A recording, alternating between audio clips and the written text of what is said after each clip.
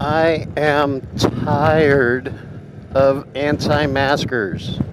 Oh my heavens. I am so tired of anti-maskers. We are right now June 26th, 2020. Here in Texas, we are the fastest growing hotspot in the country. We had more than 3,000 new coronavirus cases than California yesterday. We've had over 17,000 new coronavirus cases in the last 3 days. Our governor is recommending, but not mandating, that people wear masks. And the problem is the population of anti-maskers has just gotten out of control. And you try to argue with them on Facebook or any other kind of social media, and you see the same arguments over and over again, and how they don't listen. That they won't pay attention to your argument at all, no matter how well thought out your argument is, no matter how many sources you cite. Just underscoring how we in the United States are really the Veruca Salt of the world. We want to open now. We don't want to wear a mask. You can't tell us what to do because freedom, America. Well, and people keep saying this is an unprecedented time. It's not. This same crap happened 100 years ago during the Spanish flu. The Spanish flu pandemic that killed 675,000 Americans. And in the middle of that, people got tired of wearing masks, and they became an anti-mask league, and that's when the second wave dwarfed the first one. Now, our first wave's pretty strong, and we're not in a second wave right now. These spikes that we're getting in Texas and California and Arizona and Florida, those are not a second wave. It's still the first one. So the point of my video here is to just kind of give you some tools if you personally feel like arguing with anti-maskers. One of the first arguments that they're going to say is that it's going to suffocate you. You're breathing in too much of your own CO2. Well, that's proven false, and it's proven false every day, and has been proven false every day before this pandemic, because medical professionals wear the masks all the time, and did so before. And I'm not just talking doctors and hospitals, dentists too. So it's possible that they could have a type of chronic pneumonia, or they could have a really, really, really bad case of asthma or COPD. But there are people with COPD and asthma that wear the mask all the time, and they're fine with it. And they're also, the people who are saying that they're not going to do it, they're not the ones who are going to work where their boss tells them they have to wear the mask for their full 8-hour shift or they'll get fired. No, these are the people who are showing umbrage to putting the mask on to go into Walmart for 30 minutes at a time. You can take the damn thing off when you get back to your car, y'all. So they're complaining about this little itty bitty bit. So no, if you really have respiratory issues that are so bad you can't wear a mask, you should really be staying home right now. You should be ordering as much stuff through delivery as possible. You should be learning everything that's on Netflix. But so there's that one. Then they're going to say, well, it doesn't stop the virus. That's not the point. The virus spreads through droplets. Now that we've had a few months, medical professionals and scientific professionals, including those in the CDC that were appointed by Donald Trump, say that that's how it spreads. It spreads through droplets, and the masks stop your droplets. Hi, Rabbit. The masks stop your droplets from getting to other people and infecting other people. So you wear the mask to protect other people. We've probably all seen this graphic that shows that if two people are not wearing masks, the risk of transmission is 70%. If the person who's sick doesn't wear a mask and the person who doesn't have COVID-19 is wearing a mask, the transmission rate's high, but it's lower. If both are wearing a mask, it's like 3%. And if both are wearing a mask and are staying 6 feet apart, it's even lower than that. So it reduces the risk of transmission. You know how many times I've seen this graphic put up in somebody's argument and it just gets ignored? Then they'll argue, well, the government keeps changing its mind. They just keep going back and forth on this. Here's an article saying the CDC says the masks don't help. And they will bring up a newspaper article from March or April of 2020 when the pandemic was and the shutdown was in its earliest stage in the United States. And they will say, and the reason that the CDC, and yeah, the CDC said that, but the reason they said that is they didn't want people buying out all the masks that were available because they needed that for first responders, they needed that PPE for medical professionals, they didn't need everybody hoarding it like they were doing toilet paper. Now that so many other people are making homemade cloth face masks and that the CDC has more relevant information, they say, yes, you should wear a mask, and they say it till they're blue in the face. They do not go back and forth. They made their mind up about a week after that article you keep linking to and haven't changed their mind since. So stop. And then they're going to say, well, it just infringes on my freedom. It's mind control. No shirt, no shoes, no service. I said that on a video before, right? Now it's just no shoes, no shirt, no shoes, no mask, no service. It's 90 degrees right now. I'm wearing a jacket. This jacket has armor in it. I'm wearing a helmet. I'm wearing gloves. I'm wearing sturdy boots while I'm on a motorcycle. It is personal protective equipment. I don't plan on getting into a wreck. I don't plan on laying down. But if I do, is it going to keep me from getting hurt at all? No, but it's going to keep me from getting hurt less. That's why I wear it. People wear their seatbelts a lot more often than you'd think. People fought seatbelt laws tooth and nail. Try to get in front of my windshield here a little bit. Keep the wind out of the mic. Nope. I'll just have to edit this stretch of road out. Okay, what was I talking about? Oh, and then they'll say, what we need is herd immunity. Everybody's going to get it. Might as well just get it over with so we can have herd immunity. Guys, here we go again. Medical and scientific professionals are saying that antibodies don't stay in your system more than 2, maybe 3 months tops. So herd immunity is not a thing. It is not going to be a thing. This crisis is not going to be over until we have proven tried and true therapeutic drugs and we have a vaccine. But the problem is,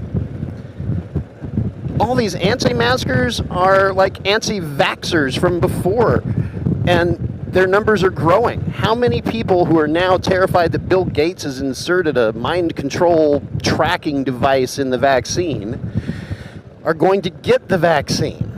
And since herd immunity is not a thing, the antibodies don't stay in your system, they go away, which means you lose the immunity. There are plenty of news stories that illustrate people who have contracted COVID-19 again a couple of months after they got over it. Except now their lungs are damaged from the first time, and so they're higher risk. So wear your mask, take the vaccine. How did this become so politicized? This became political. Wearing a mask became political, and the fault of that lies squarely on the resident at 1600 Pennsylvania Avenue. 100% on him. All the people who watch Fox News and OAN, those propaganda networks, will listen to the president. The reason they watch those news networks is they sing the president's praises all the damn time. So it all comes down to what the president says. But the thing is, he watches what those networks and InfoWars and crap, what they say. And the bottom line is, he screwed the pooch on handling this pandemic. He did it bad. Getting into more wind. I'll pick up here in a little bit. Okay, so how piss poor of a job has the president done? Well, he hears about this virus, at the end of 2019. In January, he says, okay, we're going to put in some restrictions on China, and he thinks he's done. Pats himself on the back and says, okay, that's it, I'm done. Crisis handled. And for the entire month of February does nothing to address it other than say that Democrats calling his response to the coronavirus is a hoax. This is their new hoax. He has rallies. He goes golfing. He's not doing anything to address the virus until we get into the second week of March, when things start getting out of control. And by the end of March, the whole country is shut down. Nearly every state under some form of stay-at-home order. Because by the end of March, he finally caved and said, okay, well, maybe I got to do something. They say 15 days to stop the spread, so that's all I'm going to give it. And he gets close to the, 6 or 7 days into that and says, okay, we'll be open by Easter. Well, the numbers don't slow down, and we don't open by Easter. Then we get into the back half of April, and you get protests in these other Democratic states that want to reopen the government, and he's backing them. Liberate Michigan, liberate Virginia. They're threatening your Second Amendment. What the hell? And his supporters just eat this crap up. See, because if you believe the virus is real, if you believe wearing a mask will help, that means you're against the president. Because if the virus is real, there's nobody who can say he's done a good job. He says it all the time. When he was doing his regular coronavirus task force briefings, which they had one today for the first time since April. He wasn't in it, though, thank God. Mike Pence was. Wore his mask when he came in and then never put it back on. Dr. Birx, Dr. Fauci, and Alex Azar, they had their masks on while they were standing in the background, took them off to speak, and then put them back on. But not Mike Pence, because that would be a sign of weakness, right? No, it's a sign of compassion, you arrogant a-hole. But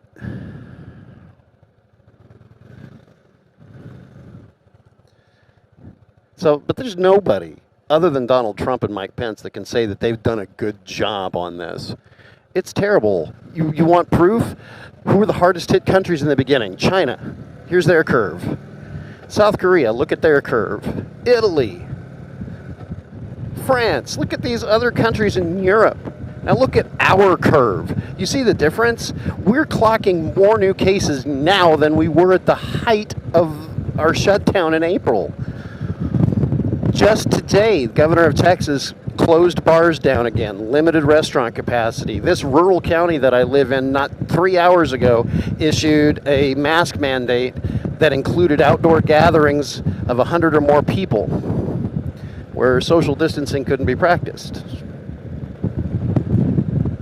But yeah, if you believe the pandemic is real, there's no possible way Trump could be doing a good job. So the pandemic makes him look bad. So it has to be a political hoax. It's made up by the Democrats. Yeah, it's all over the world, y'all. Other countries, and there's only Brazil's about the only other country that's handling it as poorly as we are. But it's all over the globe. It's not a conspiracy. It's real. I see posts from medical professionals. I know people that work at the big hospitals, at a big hospital in Dallas.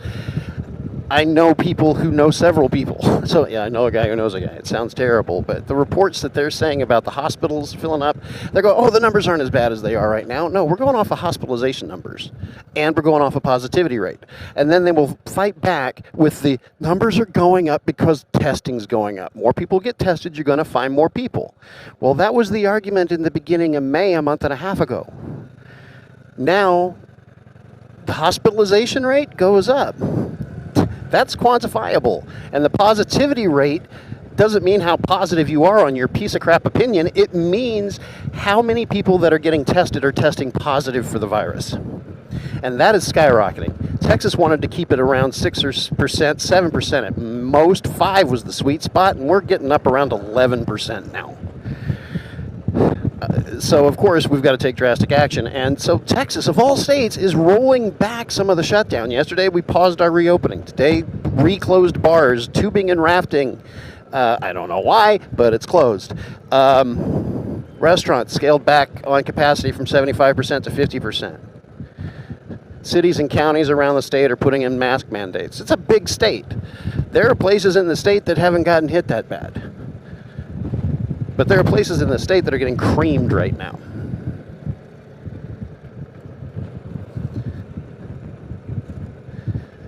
Just look at our curve, how high we're spiking. All of these charts I'm putting up are from worldometer.com, who I've been following since the end of March. And I've got the bars are the daily new cases, and the line going across them is the 7-day rolling average. And so you can watch that for the spike, because there's always a variation based on the day of the week as far as how many tests get how many positive cases get reported. But this week in Texas, it's been going up every day, every stinking day. Oh, what's the other argument that they're gonna? Yeah, so I covered that. I covered the herd immunity thing. Oh, and then they'll say, but the protests, which, by the way, these anti-maskers don't refer to the BLM protests as protests. They were all riots. Even the ones that were 20 people standing out holding signs, not doing anything, that was a riot, according to these people. Yeah, there were minor riots, but I lived outside of LA in 1992. I know what a riot is. And there were riots. But they didn't last that long. And the protests went on for a couple of weeks. But look at the protests, the BLM protests, and look how many people are wearing masks. Then look at the Open the State rallies and see how many of them. Look at the Confederate Monument rallies, how many of them are wearing masks. And then look at the Trump rallies. We have got to elect somebody new, y'all.